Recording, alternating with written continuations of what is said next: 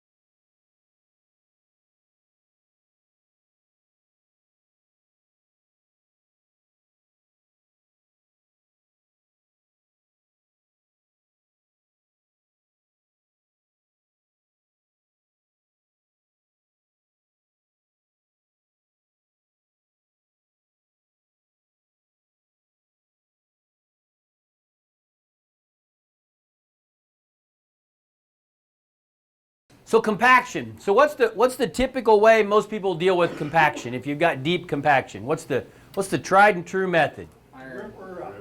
Get a big ripper, right? Get a big ripper, and those things pull really easy. It doesn't take much fuel to run those, does it? Iowa State, MU, $30 an acre ballpark, right? So that's pretty close to our cover crop cost, isn't it? So while we know that when we see that ripper go through the soil, there's no doubt we can visually see that ripper fluff the soil, right? Loosen the soil. But now that we understand aggregate stability, and if you've heard any talks I've done before, aggregate stability is one of the top things we talk about. We now know that tillage reduces aggregate stability. Tillage chops and sizes reduces the biology that create those aggregates. So generally what we find is that while the ripper does fluff and loosen the soil, generally it collapses back in denser than it was to begin with before the first growing season is over, okay? And so that's where our roots come in. If we can have a cover crop, the two things that roots do, the roots themselves leak exudates into the soil. Their roots will go down and fracture that soil. The root exudates act as a glue to hold that soil in place once it's been fractured so that it doesn't collapse and dissolve back in, okay? And actually there's all kinds of research to support that. This is Ohio State. They actually compacted it. They had no compaction here, 10 ton of compaction and 20 ton of compaction. They purposely compacted it and then planted cover crops on part of it and subsoil. And in all three cases, the cover crop yield was better able to deal with the compaction than the ripper was. Okay? And so the researcher made this statement: you can't solve your problems with steel. Soil structure problems can be better solved by the natural rooting systems of cover crops. That's what fixed it to begin with. That's what built it to begin with, was plants and roots. Not just our cash crops, but a cover crop growing when we don't have a cash crop growing. Okay? So we can make back, that's $30, we can make back the cost of that. Okay? So let's talk about our fertilizer, right? And we're going to come at this from a couple of different angles. So we got to understand nutrient efficiency in our soils. And this is something we kind of took for granted, but in reality, the nutrient efficiency in a tilled soil is much different than the nutrient efficiency in a no-tilled soil. Sir? So that's a great question about drying the soils out in the spring. A good cover crop, a good thick stand of cover crop can pull about an inch of water a day out of the soil. And so generally we can probably dry those soils out quicker with a cover crop, a living cover crop that's pulling moisture, than you can simply by burying them and tilling them.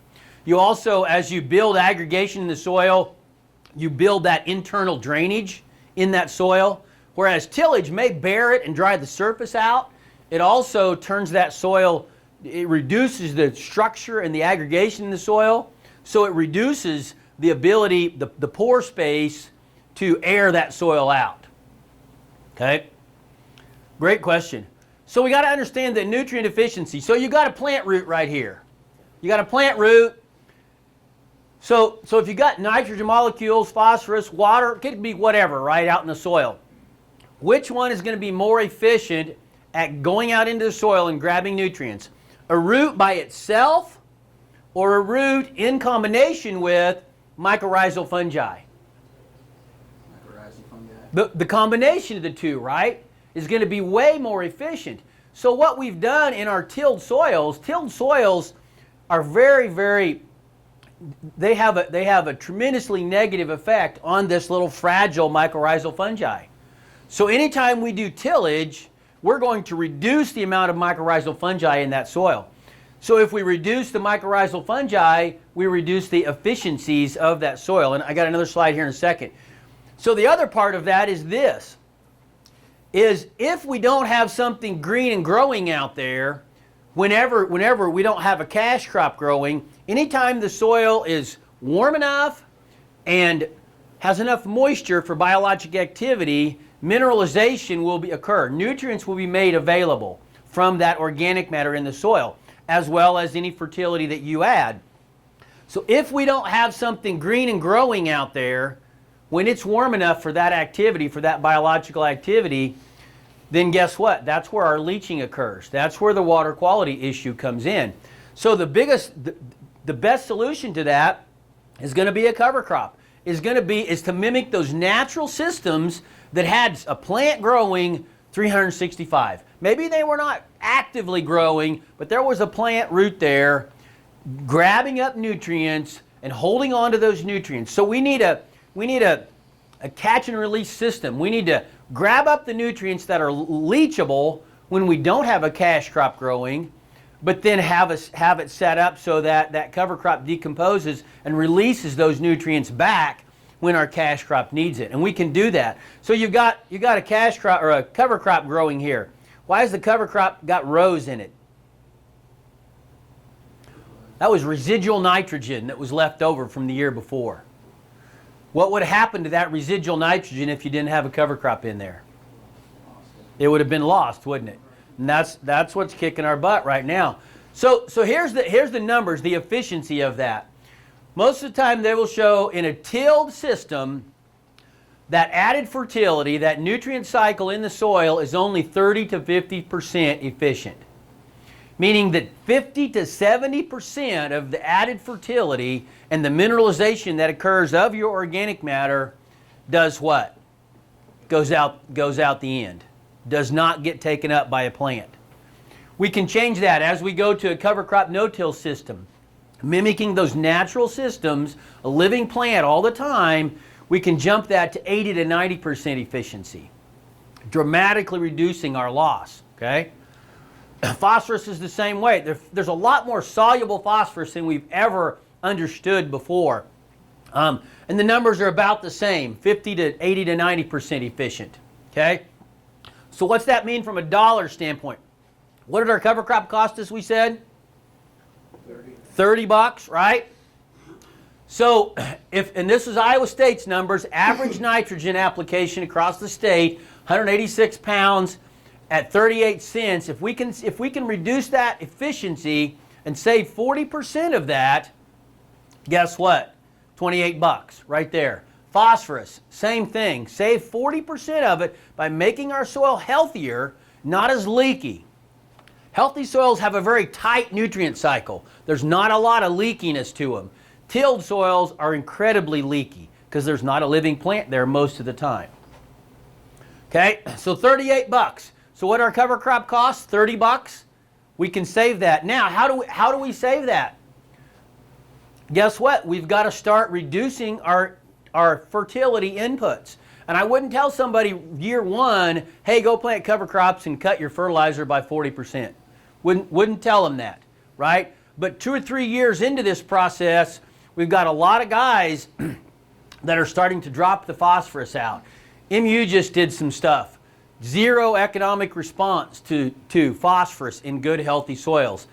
Terry Taylor over in Illinois, 30 years of no-till, zero economic response to phosphorus. Most of our Midwest soils have got 3 to 5 or 6,000 pounds of phosphorus in them. It's just not plant available. The biology are going to make that available. Okay? As we get those soils healthy, that whole nitrogen protocol that we've been using changes. Okay? Not only in how much we have to apply, but how much is going to get leached and how much is going into the water. Okay?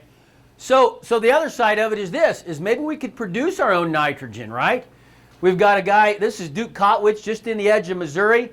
We've got folks in Iowa doing this a little bit as well. Produce his own nitrogen. This is a stand of crimson clover and hairy vetch, okay? Now, I'll tell you, a crimson clover hairy vetch stand is not going to cost $30. It's probably going to be more like 45 or so, okay? But also to let it get this big, what's he going to have to do to planting time? Probably going to have to delay it just a little bit. Just going to have to delay planting just a little bit. He's getting it in the ground, though, going through that material, okay? And so if we can produce 150 pounds of nitrogen at 38 cents, that's $57. Now, at $3.50 a bushel, that $57 translates into a trade-off of 16 bushel. So if we could delay planting a little bit, give up 7 or 8 bushel, would that be money ahead? Even if we could get $30 to pay for that cover crop, right? So this is the other side of it. Most people say, well, yeah, but the research tells me I got to plant early. You know, to get maximize corn yield, you got to plant early. Okay? So why does the research tell us we've got to plant early? What's it trying to do to that corn to maximize yield? Keep it as long a growing season as possible. Is it as long a growing season as possible? What really determines yield in corn? Two things, moisture and nitrogen, we understand that, but what times? V5 kind of sets girth and pollination, right? Okay? So what the research is telling us is that, hey, if you plant early, because your soils are so degraded, all the water's running off, your soils are bare, a lot of moisture is evaporating, the research is telling us that our water holding capacity and our water infiltration ability of our soils is really terrible. Because, hey, you got to plant early to get pollination to happen early before the soils dry out. We've got guys planting later, pollinating later, but because they've got much better soils, less evaporation, way better infiltration, and the heat doesn't bother the corn near as much. Because it can transpire, it can sweat, it can use the soil moisture and transpire and keep that productivity. Our research is telling us you got crappy soil conditions, right? So it's going to be a trade-off. So prevent soil erosion. So what's the economic impacts of not doing it? That's what this one really looks at. Okay, nationally we've got a water and wind erosion rate of about 7.6 ton per year, per acre per year, nationally. That translates into about $40 per acre per year of nutrients lost, the cost to replace the nutrients that are lost in that 7.6 ton. $27 billion a year. Okay? Yeah, but this is Iowa and it's really flat and we don't have near the erosion rate that the rest of the country has, right? Exactly. Exactly? So Iowa, I just looked it up last night. The 2015 NRI shows 6.02 ton per acre per year combined wind and water, state average. Not on the low. Not on the low? Not here. I bet it's more than you think. $31 to replace the nutrients in that 6 ton. Okay? Livestock feed. This one's a no-brainer. Everybody understands this one. It's a dual feeding system. It's going to feed the soil livestock as well as our animal livestock. Most of the guys are telling us that, you know, they can pull about $100 an acre in grazing days off of that. Because your alternatives are stored feed in the winter, right? You're not comparing grazing a cover crop to grazing a grass in the summer. Grazing grass in the summer is cheap. Hay, stockpiled forage in the spring or fall or winter is what we're comparing it to. So it's pretty easy to get that $100 right there, okay? So the total, all the things that we looked at, $20, $30, 38, 28, 32, 100, you know, $248. So what did we say our cover crop cost? 30 bucks. Do you think there's somewhere out of that $248 that we can come up with $30 of benefit from our cover crop? You bet. And so there's a lot. That's a great point. There's a lot of things we're going to have to do slightly different up here. I think up here in this part of the world, the cover crops are going to have to get planted before harvest. I think they're going to have to get planted to maximize that growth and diversity and benefit. We're probably going to have to go in at like side dress time, V5, V4, V5, and plant them to get the benefit from that standpoint. We're going to have to fly them on before harvest happens. You're exactly right. But there's people doing it all over. It's going to take some management. You bet. And we're going to get to that. talking about interseeding in corn or soybeans? Interseeding into corn. Corn, yeah, not so much into soybeans because of harvest heights, but potentially flying them on right before leaf drop in the soybeans. Because if you think about it, right, you go in and you plant them, you use a planter or drill to put the cover crop in post-harvest. So then, okay, even if you're a couple of days behind the planter, you plant them, it takes 4 or 5 days to germinate, takes another 4 or 5, 6 days to get very much growth before you start really getting much sunshine collection, right, before it really takes off. Now you're 2 weeks past harvest or 3, you know, and if harvest is very late at all, you just don't have enough growth. So that's why you got to get them planted before harvest, either at side dress time or before leaf drop in soybeans, so that by the time harvest happens, you've already got a germinated seed, you've got a plant that's already got some leaf area, so as soon as that soybean or corn crop is taken off, boy, it's ready to get some sunshine and explode. We've been flying them out for 10 years. Some years great, other years Yep. if you don't get a rain. That's every year, yep, and that's why generally flying is not nearly. We just don't recommend it as much as putting it in the ground.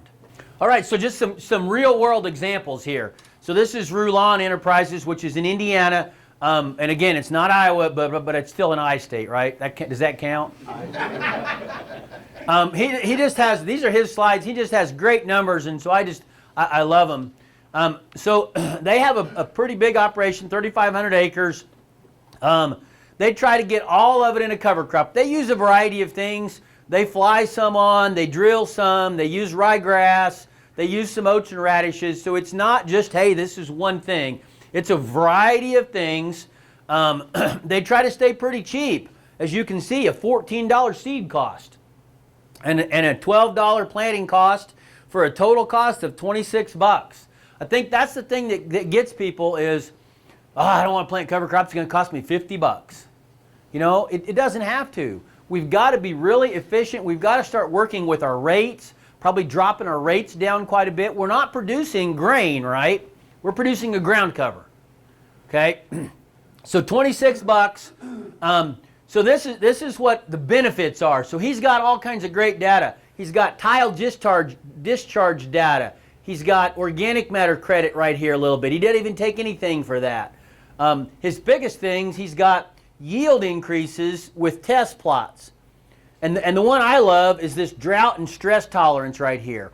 About every 4th year when it's dry, because of the resilience he's built into his soil, he can count on a 6.9 bushel yield increase over everybody in his area. Okay? Biology improvement, even if you don't take in the CSP money, he's looking at $80, which is a return on investment of $300. 300%. 300%. Is that a pretty good return on investment in today's world? Not bad. Not bad. Not bad, right? Not bad. So here's Iowa State Ag Decision Maker that even looks at the expenses associated with conservation tillage, corn and soybean, conventional corn and corn on corn, conventional corn on soybean, no-till soybean and corn. Okay, so they looked at these expenses and came up with these break-even charts. So at 350 corn, or break-even for a no-till system, corn and soybean, is 156 bushel. Or break-even for these two right here is corn and soybeans, 216, 217. Would you rather have a break-even of 216 or a break-even yield of 156? It's just coming down to inputs, guys, from this standpoint. It's not a production, it's an input deal. So here's Wayne Fredericks over in Osage, Iowa. Long-term no-tiller. Wayne participates in a record-keeping program with a whole group of producers, about 100 producers. They all submit their receipts. The farm management company puts all the receipts in specific categories. So it's all apples to apples and oranges to oranges. He shows a $71 equipment cost per acre compared to his people in the database group of $136. He's got a $65 per acre equipment savings. Okay?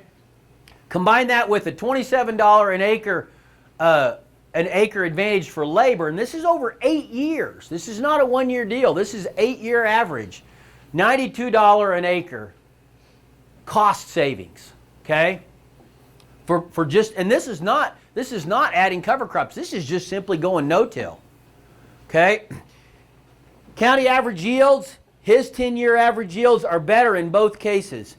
So even if we threw in that at $8 soybeans, 2.5 bushel, right? So what's that? 20 bucks. Throw that 20 buck benefit in yield onto his $92 here, and $3 for $4. So you're talking another 110 or 15 bucks per acre profit advantage for being no-till. You think 110 bucks is going to make a difference in today's economy between black and red? You bet, okay? Steve Berger down in Washington County, longtime no-tiller, longtime cover cropper. So almost a 30 bushel yield advantage. 6 bushel on soybeans. And his CSR is 77 and the county average is 82. So what's the math on that? 30 bushel yield bump, average yield, 30 bushel at $3, right? Nobody wants to do the math on that? 100 bucks? Everybody says, 100 bucks. Soybeans, $8 soybeans at 6 bushel. There's another 40. You think $140? You think that $30 cover crop pays for him, pays for itself with him, in his mind? So you ask Steve, hey Steve, what does soil health mean to you? Ask him that very question. He said, it's one of the best management decisions we ever made was to get started and stick with it. And his dad's who started it, but Steve has taken it to a whole nother level for sure. It's like trying to put a value on your kids. You can't put a number on how valuable it is. Okay? So the bottom line is there's no doubt in my mind that for an individual to adopt the soil health system, cover crops and no-till, no doubt in my mind, if they will put some time and effort into it, it can be very much a money maker, okay? Now, and we're going to talk a little more about that, but now I want to kind of switch gears and talk about the economics of soil health systems from your standpoint as a commissioner, okay? So what practices have we historically used in NRCS and soil districts to deal with the issues that a degraded soil cause? Erosion, flooding, nutrient leaching, okay? Historically, in my 30 years, most of the time we used some kind of structural practice, right? Terraces for erosion, sediment basins, maybe some waterways, right? And those practices, the huge benefit of them is because we put so much time and engineering effort into them up front, once they're installed, they're pretty much standalone, aren't they? They pretty much do their thing for a lot of years. Don't take a lot of post-installation management, right? But they do cost a lot of money, don't they? So now this is, I got 2 or 3 slides here again, and I apologize again, Missouri data. This is not Missouri, right? But I didn't want to pick on Iowa, so I'm going to pick on Missouri. Is that okay? No? Pick on Iowa, I don't care. Okay, so in Missouri, terraces, my first 20 years of my career, we did a boatload of terraces, right? We really did. We promoted the heck out of them. They were adopted pretty readily. Same goes for Iowa, you could say, right? In the areas where they build terraces, the steeper areas. So terraces with UGOs typically in our part of the world cost $1,200 to $1,500. They're a little less than that up here, but that's what they cost in Missouri. So if we think about that, okay, so do you think those terraces, those sediment basins, they cost a lot of money, right? How many of those get built? How many terraces get built? How many bioreactors get installed without cost share? Without cost share? Very few. Very few, right? So here's what I think's happened. we have inadvertently, because most of the things we promoted functioned pretty well, did their job, but because they were very expensive, we taught our producers, we taught ourselves, hey, you know what, because they're so expensive, the only way that any conservation is going to get done is with cost share. Right? That's inadvertently what happened. Okay? And here's where that leads us. So here's our Missouri numbers again. I got some Iowa numbers in a second. About 7 million acres of cropland in Missouri. We've promoted terraces like crazy. Okay? 2012 data still showed soil loss at about 12 ton per acre in Missouri. Average soil loss across the state. Okay? Terraces have been promoted and accepted. So if we say that we've still got about 3.5 million acres to terrace, and that's pretty close, at $1,200 an acre, it'll take $4.2 billion to treat the rest of Missouri that needs terraces from an erosion control standpoint. Okay? We get about $40 million of state cost share and federal money combined. 105 years to treat all the cropland in Missouri. Does that sound like a pretty doable time frame to you guys? You think we got 100 years left? Maybe not. Okay? Maybe not. Another thing that we looked at was this.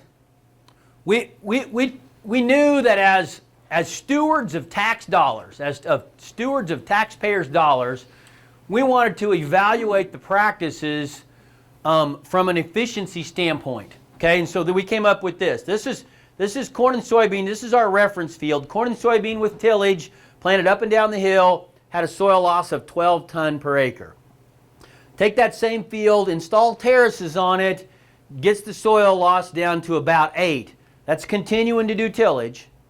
Okay, gets the soil loss to about 8, which gives us a cost per ton of soil saved over the life of the terraces of almost $39 per ton of soil saved. You drop down to the next one, corn and soybean with tillage, but 2 years of cover crop. Okay, gets us to a soil loss of 5 for a cost per ton of soil saved of $7.57, $7.57. Now that has to happen every year though, doesn't it? Right? And we show that. We show that cost right here as amortized over 1 year. So it has to happen every year. No-till, we go to corn and soybeans. No-till, up and down the hill, cover crops 2 years, gets us to a 1 ton of soil loss. Cost per ton of soil saved. So as people that have those tax dollars, we have to spend them efficiently. I think these are some things we need to look at a little bit. Okay. So now Iowa, we heard about bioreactors a while ago. So erosion is not as big a deal in Iowa, right? We already talked about that. So what is the big deal in Iowa? What's the big resource concern in Iowa? Water quality, right? And so along with some of the edge of field practices that he mentioned earlier, this one's really being promoted, right? And it is. I will agree with you. The numbers, if you look at the cost of a bioreactor and the impact it gets, it's probably one of the most efficient things, okay? As far as to treat the water. Cheaper a little bit per dollar than cover crops. But there's a kicker. There's a really big kicker that goes along with that, okay? So remember those expensive practices. How many of those get installed without cost share? Not many, right? Not many. So can we buy the level of conservation that we need with the cost share that's out there? Okay? So here's the numbers. Iowa's got about 23 million acres of cropland. That's annually planted cropland, not CRP, not ag grassland. That's cropland. Almost all of them got some kind of nitrate issue. Kurt and I listened to Iowa State talk about this, and they had 115,000 bioreactors on somewhere around 6 or million or a little more acres would meet that nutrient reduction strategy. Okay, because they're pretty effective. They are. But 115,000 bioreactors is going to take $1.7 billion. Ballpark. Is it okay to, when you're talking billions, is it okay to round up? That's what they do in Washington, right? They just round off those billions. $54 million in cost share. That's 100% of Kurt paid out last year, $46 million. Record numbers last year of federal cost share and $8 million of IDOLs. It'll take 31 years to treat 26% of Iowa for one resource concern. No wildlife habitat, no animal waste, no erosion control, no stream, nothing else, water quality only. Okay? Do we have that kind of money? Do we have 31 years to treat 20-some% of the state? Okay, throw some bigger numbers at you to make it even crazier. If we say, well, no, we want to treat that whole 23 million acres at 50 acres of bioreactor, that's 460,000 bioreactors. How many of them is there in the state right now? In the whole state? 60 or so. 50 or 60? Not 60,000, 60. So how many we got left to go? 459,940 to go. We're getting close. It'll take, and that's a big number. That's not a billion, right? It is 6.9 billion. 127 years. You think we got that long to deal with the water quality issue in Iowa? So here's where I'm going with this, okay? Cost share is a big part of the puzzle. It is. Okay, please don't misunderstand. It's a big part of the puzzle. It is. But what's this is where, from a producer standpoint, you guys are producers, a lot of you are. So what's a producer's return on investment for an expensive practice like a terrace or a bioreactor? What's going to be your return on investment to install a bioreactor? Is that going to make you money? Over time it will. How's that? Good. Is it going to allow you to cut your fertilizer cost? Yeah. It will? Is it going to treat the field up? Is it going to change the nutrients that you have to apply up on the field to produce a crop? Is it going to maintain the productivity in your field?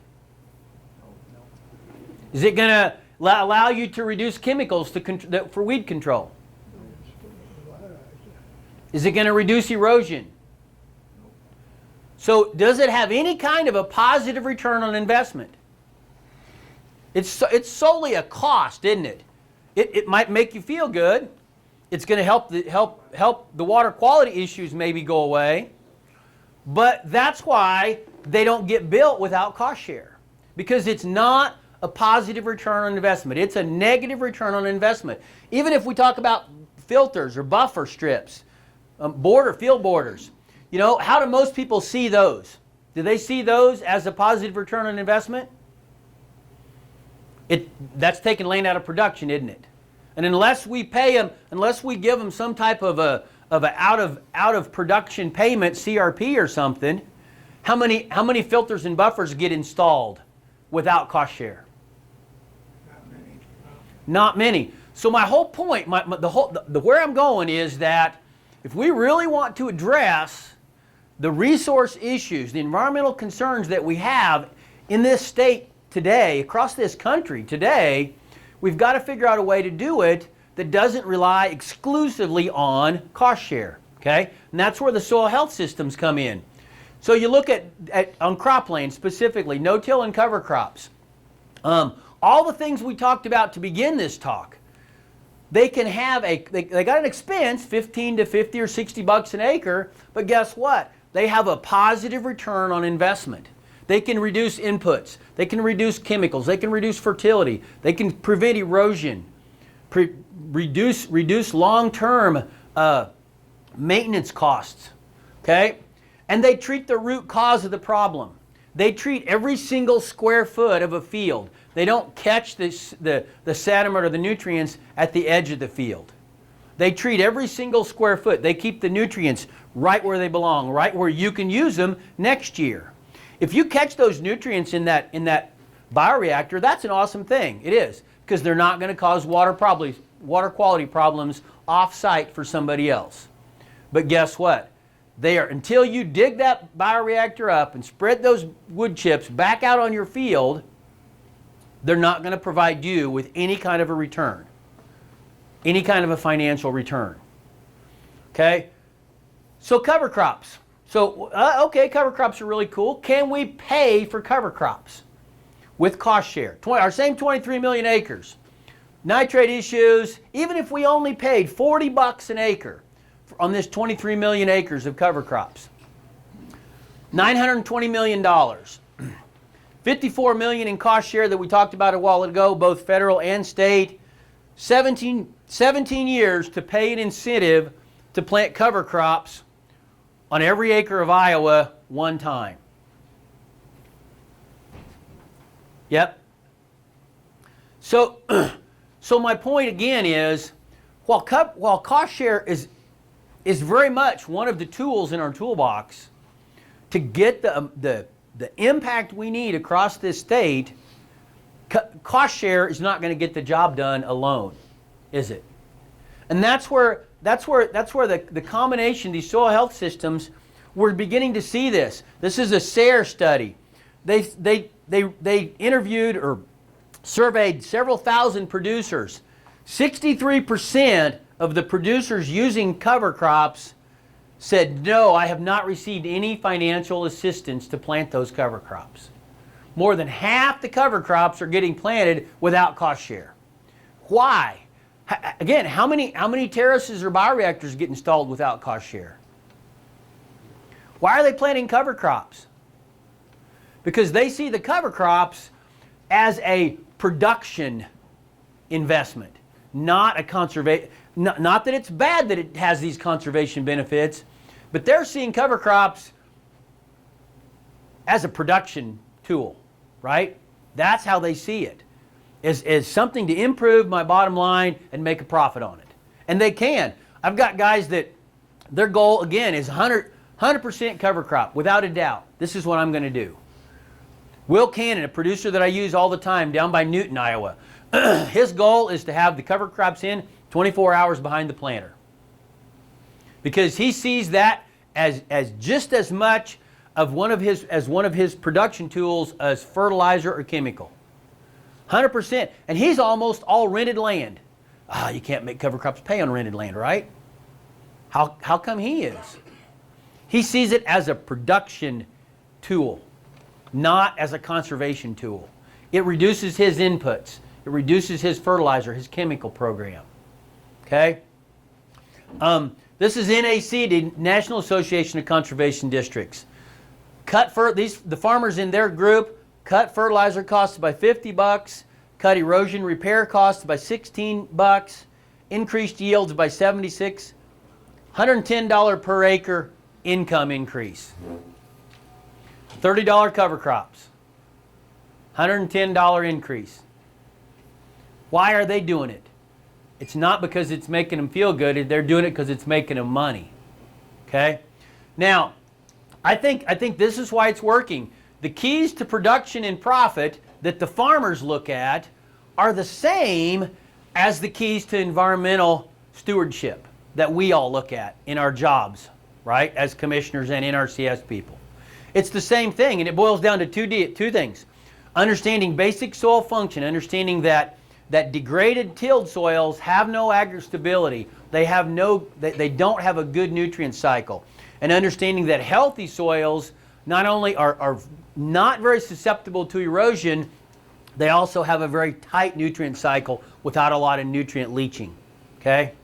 And then understanding that we want to use conservation practices that have a positive return on investment so producers will install them on their own. Cost share is awesome, and I'm glad we have it, but we don't have enough dollars. We don't, okay? Now, to get people to understand this, it's this last thing right here. We've got to make sure they understand the correct information. You know, they're dealing with cover crop species that maybe they've never planted in their life before. They're dealing with a nutrient cycle that's much different than a tilled system. They're dealing with things to get that benefit from reducing chemicals. They're going to have to go out and maybe do some scouting. How many of you How many of you go out and actually scout for weeds and tell the co-op to spray fields based on specific scouting? Or do you just call the co-op and say, give me your typical protocol and go out and do it? Okay? We got 1 or 2 hands that say they scout. You're not going to save that money from the weed control unless you go out and do some scouting. Okay? But this information, to avoid these train wrecks, we're going to have to teach them some basic biological principles, some basic agronomy things, and some ecology, so that they can integrate these soil health systems without having a train wreck. Once they understand that, it's just like Will Cannon, it's like Roulons. Everything's going to have a cover crop every year because it's a production tool to them. Sir? You can no-till without cover crops. Can you use cover crops without no-till? You can, but you don't get near the benefit. You don't get it. It is very much a 1-2 punch, combining no-till plus the cover crops. Because and we've done all kinds of field demos and rainfall simulations to show this. Because it takes reducing the cover crops are trying to heal the soil. The cover crops are trying to build aggregation. They're trying to fix the problems. But if you plant a cover crop and then you come right behind it and do tillage, you reduce the benefits. So it's very much a 1-2 punch. Even on flat black soils, I tell you, I was kind of concerned when I first started coming up into the flat stuff, and you know what? Their soils just fall apart just like everybody else's do. If I can find somebody that's a good long-term no-tiller and cover cropper, I can show you some of the most awesome soil you ever saw. Your good soils up here want to get better fast. The better the inherent characteristics of the soil, the faster they will get better. I'm just telling you, don't they? Yeah. They get better once we quit degrading them, we quit tilling them, and we put a living root in there all the time. They will get better really, really fast. Mineralization happens. Yep. More nutrients available. That's kind of Yep. That's where they want to go. Yep, and that's a great. Water's always first. Getting the water to soak in so you have less water stress is critical. And then that water, believe it or not, everybody thinks the water is from a plant growth standpoint, but the water will help your nutrient cycle because the biology, those organisms in the soil is really considered an aquatic ecosystem, meaning that those organisms in the soil move in the film of water on the aggregate surface. If that soil dries out or it didn't get water to infiltrate, then guess what? That whole ecosystem dries up. Plants will show nutrients. Most of the time people think when a plant starts showing stress from dry conditions, it's moisture related, when in reality it's nutrient related because the biology went dormant and quit bringing nutrients to the plant. So it shows nutrient stress before it shows water stress. So education is the name of the game, I believe. You know, and that's I'm trying to educate you guys. Any education that you can do to help educate your producers, that's where I think the answer lies. Cost share is a piece of the puzzle, but the answer is really in education. So anything that we can do from an NRCS standpoint, from me, feel free. We've got people that can come do meetings all over, whatever we need.